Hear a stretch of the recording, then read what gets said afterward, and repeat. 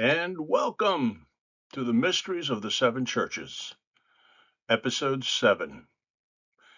In this episode, we'll be looking at Philadelphia, the sixth church of the seven that Christ addressed.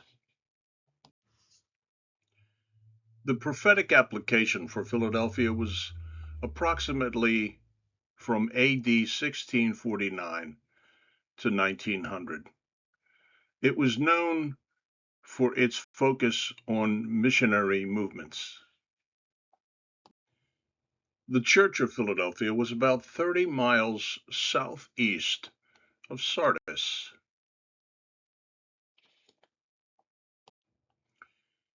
It was destroyed in 17 AD by the same earthquake that toppled Sardis. Tiberius Caesar also rebuilt this city. Philadelphia was a great vineyard district and had a thriving business in wine.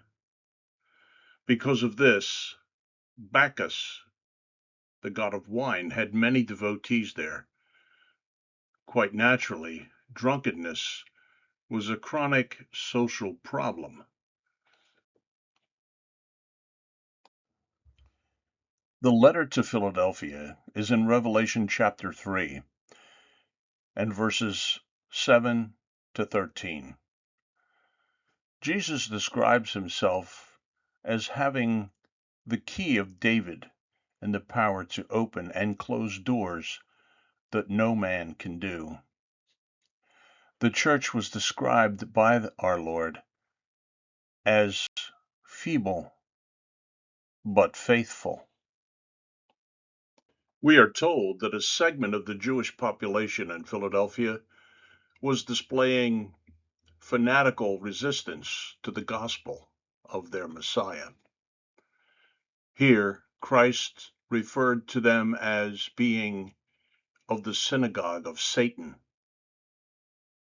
He then promises them future vindication. Christ then promises that they will not go through the time of testing which is coming upon the whole world.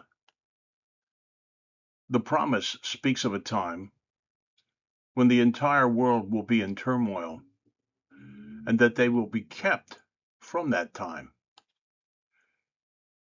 While there has never been such a time as this worldwide, but it is described in the book of Revelation, I believe this to be a future event, and I believe it is a clear picture of the rapture of true believers before the unleashing of global judgment. Of the seven churches addressed, of the churches in Asia Minor, Philadelphia was the only one that received no rebuke.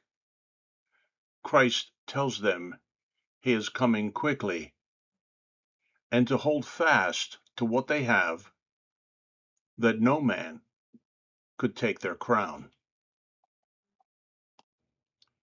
The Philadelphia type of church is still present in the world, and it will be here until the rapture, but it is not the dominant force in professing Christian churches today. I wish that it were. Christ then ends this letter the same way he did in the past. He that hath an ear, let him hear what the Spirit saith unto the churches. I believe that he is saying, you must be willing to hear.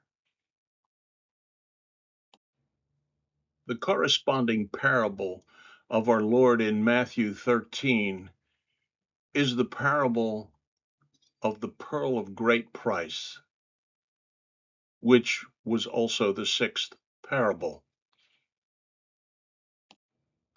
It follows immediately after the parable of the hidden treasure, which was the Messiah finding the children of Israel. The pearl represents the Gentile believers. Why the Gentile nations? Because to the Jewish people of that day, a pearl was of no value, as it comes from an oyster, which is not a kosher animal. And it comes from the sea, which in biblical prophecy depicted the Gentile nations.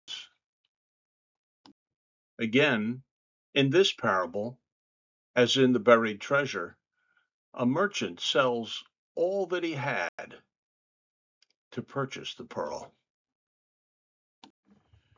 Note that in this parable, the merchant keeps the pearl, unlike the parable of the treasure, where he hides it in the land, which he purchased to retrieve it at a later time.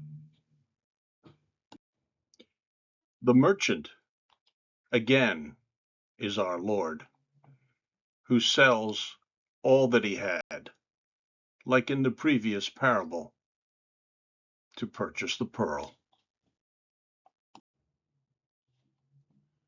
John 3:16 says, "For God so loved the world that he gave his only begotten Son, that whoever believes in him should not perish, but have everlasting life."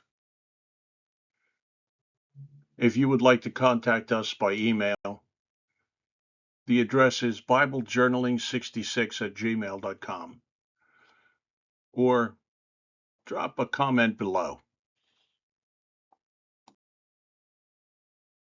If you like this video, please like, subscribe, and share it with someone you love. Until next time, Maranatha.